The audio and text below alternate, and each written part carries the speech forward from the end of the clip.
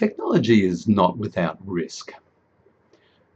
With greater transparency and global access to information comes the potential for abuse. While there are certainly many benefits to IT, there is also the potential for abuse. And this has prompted some critics to call for a general curtailment of IT and the imposition of strict laws. But this position is pretty hard to justify, really, because it can be counter-argued that while something might have the potential for abuse, this alone should not prohibit the use of something that is otherwise positive. It's a good idea that the technologists who are busy creating our technologies are aware of have a mindset that moderates the potential for harm. Now, we need to know what we're dealing with here. What are the various ways that technology can be used to harm people? Well, firstly, there is property theft, or more specifically, intellectual property theft, or IP, where the digitized material from photos, books, music, videos, etc. is copied, distributed without the owner's permission.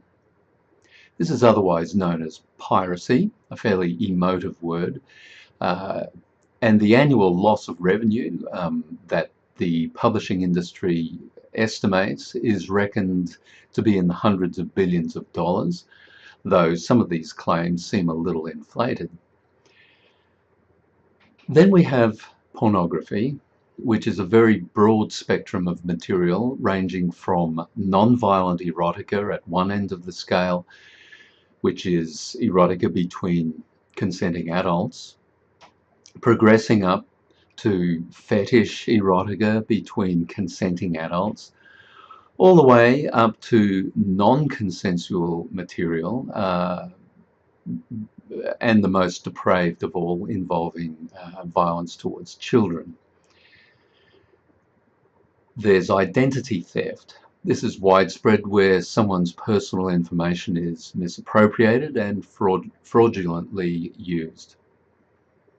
There are privacy issues, and this is a major problem, where your personal details, your email address and other information about you is distributed to unknown third parties without your consent. Spam is a good example. There are cultural differences also.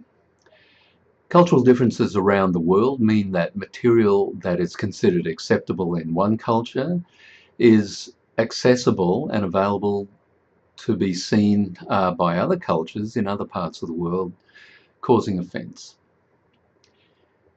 There are related issues too, like stalking and cyberbullying, gambling, social inequity, and so on, that gives greater access to information at home and others. So that's a broad spectrum of the risks of technology. Next section, we'll look at how the ethical technologist is essentially someone who is competent.